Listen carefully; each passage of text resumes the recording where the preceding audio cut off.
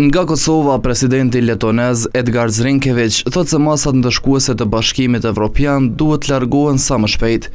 Pas takimit me presidentin Vjosa Osmani në Prishtinë, ai tha se Kosova duhet të bëjë më shumë progres që të ketë statusin e vendit kandidat në BE.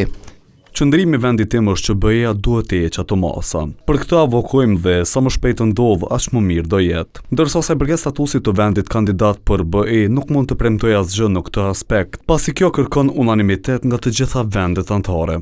Se Kosovës duhet ju heqen masat, e tha dhe presidenti Vjosa Osmani, derisa theksoi nevojën për bashkëpunim në fusha të ndryshme me Letoninë. Letonia e kupton më së miri pozicionin e Kosovës, duke qenë se të dy vendet tona kanë një të kaluar të dhimbshme e shumë të vështirë, por po ashtu kufizohemi me shtete fqinje agresore.